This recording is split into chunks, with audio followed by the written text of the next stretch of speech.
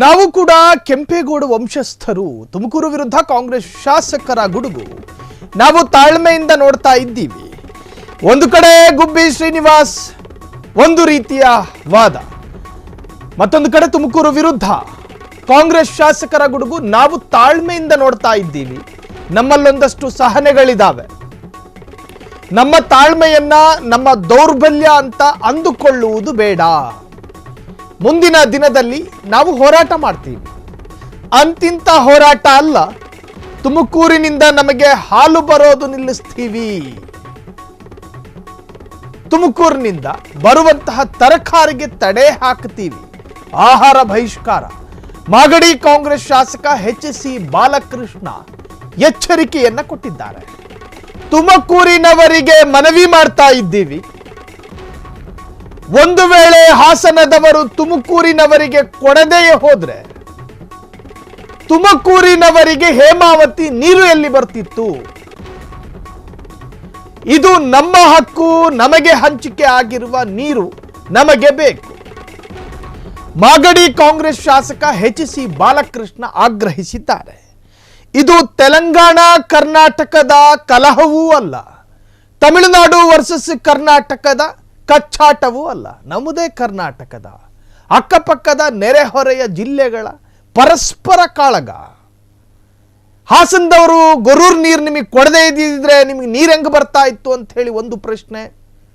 ಮತ್ತೊಂದು ಕಡೆ ಗುಬ್ಬಿ ಶಾಸಕರು ಹೇಳ್ತಾರೆ, ಹೋರಾಟ ಪ್ರತಿಭಟನೆಗಳಿಂದ ಏನೂ ಪ್ರಯೋಜನವಿಲ್ಲ, ಯಾರೂ ಹೆದರುವ ಅವಶ್ಯಕತೆಗಳಿಲ್ಲ, ರೈತರಿಗೆ ಅನಾನುಕೂಲ ಆಗ್ತಾ ಇದೆ ಅಂತ ಅವ್ರು ಹೇಳಿದ್ರೆ, ಇಲ್ಲಿ ನಮ್ಮ ಕಾಂಗ್ರೆಸ್ಸಿಗೆ ವಲಸೆ ಬಂದಂತಹ ಶಾಸಕರು ಹೇಳ್ತಾರೆ, ಒಂದು ರೀತಿಯ ವಿರೋಧತೆಯನ್ನ ವ್ಯಕ್ತಪಡಿಸ್ತಾ ಇದ್ದಾರೆ. ಎಸ್ ಬಾಲಕೃಷ್ಣ ಅವರ ಸ್ಟೇಟ್ಮೆಂಟ್ ಒಂದ್ಸತಿ ಗಮನಿಸಿ. ನಾವು ಕಾಯ್ತಾ ಇದೀವಿ, ನಾವು ಕೆಂಪೇಗೌಡ ಮಾಡ್ತೀವಿ, ಸಾಬೀತಿಸಿರಾದ್ರೆ ನೋಡೋಣ. ನಾವು ತಾಳ್ಮೆಯಿಂದ ನೋಡ್ತಾ ಇದೀವಿ. ಹೋರಾಟ ಮಾಡಬೇಕು ಅಂದ್ರೆ ಬೇರೆ ಬೇರೆ ದಿಕ್ಕಲ್ಲಿ ಹೋರಾಟಗಳು ಎಕ್ಸ್ಪ್ರೆಸ್ ನಾವು ಬಹಳ ತಾಳ್ಮೆಯಿಂದ ನೋಡ್ತಾ ಇದೀವಿ. ಅವರು ನಮ್ಮ ತಾಳ್ಮೆನ ನಮ್ಮ ವೀಕ್ನೆಸ್ ಅಂತ ದಯಮಾಡಿ ತುಮಕೂರು ತಿಳ್ಕೊಳ್ಳೋದು ಬೇಡ. ತುಮಕೂರು ಅವ್ರು ಮನವಿ ಮಾಡ್ತೀವಿ. ಹಾಸನದವ್ರು ಏನಾದ್ರು ತುಮಕೂರವ್ರು ಕೊಡದೆ ತುಮಕೂರವ್ರಿಗೆ ಹೇಮಾವತಿ ನೀರು ಎಲ್ಲಿ ಬರ್ತಿತ್ತು? ಈಗ ನಮ್ಮ ಹಕ್ಕು, ನಮಗೇನು ಅಲರ್ಟ್ ಆಗಿದೆ ನೀರು ಅಷ್ಟನ್ನು ಮಾತ್ರ ಕೊಡಿ ಅಂತ ಕೇಳ್ತಾ ಇದೀವಿ. ಕಂಟ್ರೋಲು ತುಮಕೂರವ್ರ ಹತ್ರ ಇರ್ತದೆ, ನಮ್ಮ ಹತ್ರ ಇರೋದಿಲ್ಲ. ನಮಗೆ ಮಳೆಗಾಲದಲ್ಲಿ ಹೆಚ್ಚು ನೀರು ಬಂದಂತ ಸಂದರ್ಭದಲ್ಲಿ ನಮಗೆ ಕೊಡ್ರಪ್ಪ, ನಾವು ಕುಡಿಯಕ್ಕೆ ಒಂಚೂರು ನೀರು ಮಾಡ್ಕೋತೀವಿ ಅಂತ ಮನವಿ ಮಾಡ್ತಾ ಇದೀವಿ. ಇಲ್ಲದ್ರೆ ಬೇರೆ ಬೇರೆ ದಿಕ್ಕಿನಲ್ಲಿ ಹೋರಾಟಗಳು ಶುರು ಆಗ್ತದೆ. ನಾವು ಕೂಡ ಅದಕ್ಕೆಲ್ಲ ಆಲೋಚನೆ ಮಾಡ್ತಾ ಇದೀವಿ.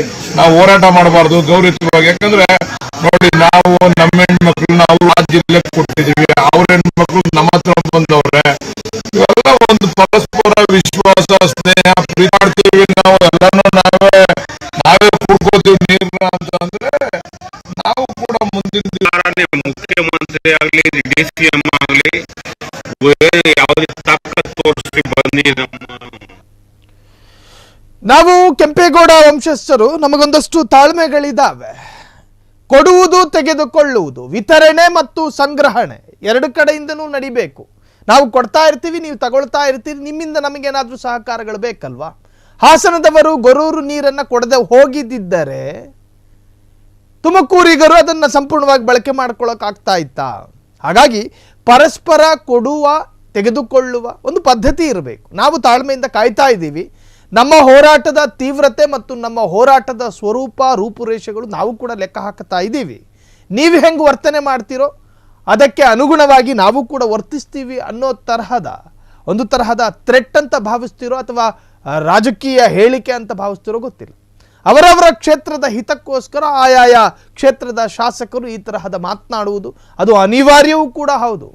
ತಪ್ಪಿ ಬೇರೆ ತರಹ ಮಾತನಾಡಿದ್ರೆ ಒಂದು ತರಹದಲ್ಲಿ ಬೇರೆ ರಾಜಕೀಯ ಬಣ್ಣವನ್ನ ಅದು ಆಗುತ್ತೆ. ಸೊ ಹಾಗಾಗಿ ಅವರವರು ಸೂಕ್ಷ್ಮತೆಗಳನ್ನು ಅರ್ಥಕೊಂಡು ಆಯಾಯ ಕ್ಷೇತ್ರದ ಹಿತಕ್ಕಾಗಿ ಮಾತನಾಡ್ತಾ ಇರುವಂತಹದ್ದು. ಇದು ಮುಂದೆ ಯಾವ ತಿರುವನ್ನು ಪಡೆದುಕೊಳ್ಳುತ್ತೆ? ಏನು ಡಿ.ಕೆ. ಶಿವಕುಮಾರ್ ಅವರ ಯೋಜನೆಯನ್ನು ಕೈ ಬಿಡ್ತಾರಾ, ಅಥವಾ ಇದು ಅರ್ಧಕ್ಕೆ ಸ್ಥಗಿತ ಆಗುತ್ತಾ, ಅಥವಾ ತುಮಕೂರಿಗರು ಇಚ್ಛೆ ಪಟ್ಟಂತೆಯೇ ಆಗುತ್ತಾ ಎನ್ನುವಂತಹದ್ದೇ ಈಗ ಅತ್ಯಂತ ಕೌತುಕ. ಕ್ಷಣ ಕ್ಷಣದ ಸುದ್ದಿಗಳಿಗಾಗಿ ಫ್ರೀಡಂ ಟಿವಿ ಸಬ್ಸ್ಕ್ರೈಬ್ ಮಾಡಿ, ಲೈಕ್ ಮಾಡಿ ಹಾಗೂ ಫಾಲೋ ಮಾಡಿ. ಹೊಸ ಸುದ್ದಿಗಳ ನೋಟಿಫಿಕೇಶನ್ಗಾಗಿ ಬೆಲ್ ಐಕಾನ್ ಮೇಲೆ ಕ್ಲಿಕ್ ಮಾಡಿ.